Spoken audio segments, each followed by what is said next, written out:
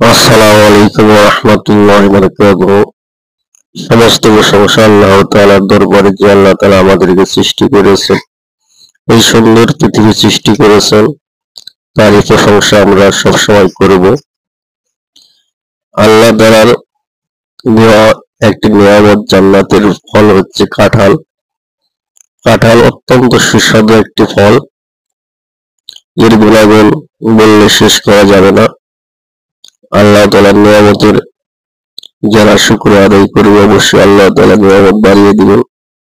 আর যে ব্যক্তি নিয়ামত পেয়ে শুকর আদায় করবে না, আল্লাহ তাআলা তার নিয়ামত ছিনিয়ে নেবেন। এই জন্য আমরা বেশি বেশি করে শুকর আদায় করব।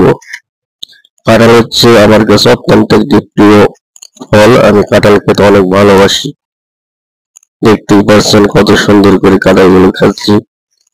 সবাই দোয়া করবেন আল্লাহ তাআলা যেন প্রত্যেক মুসলিম মিলাদকে সুস্থ রাখেন এবং আমাদের প্রত্যেককে যেন 5 ওয়াক্ত নামাজ জামাতের সহিত আদায় করার জন্য তৌফিক দান করুক। এবং আপনারা প্রত্যেককেই বেশি বেশি করে এই জাতীয় ফল কাঁঠাল খাবেন। কাঁঠাল হচ্ছে অনেক উপকারী ফল। কাঁঠাল খেলে স্বাস্থ্য ভালো হয়, স্বাস্থ্যের জন্য অনেক উপকারী।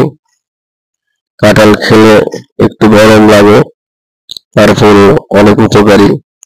প্রত্যেক বাঙালি কাঁঠাল খেতে অনেক পছন্দ করেন।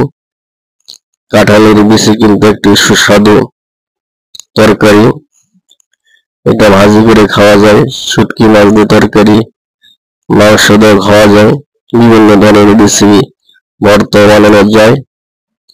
মোট কথা, কাঁঠালের গুণাগুণ বললে শেষ করা যাবে না। এই জন্য আমরা প্রত্যেককে বেশি বেশি করে কাঁঠাল খাবো এবং মা বোনেরা যারা আছেন প্রত্যেককে পর্দার বিধান মেনে চলবেন।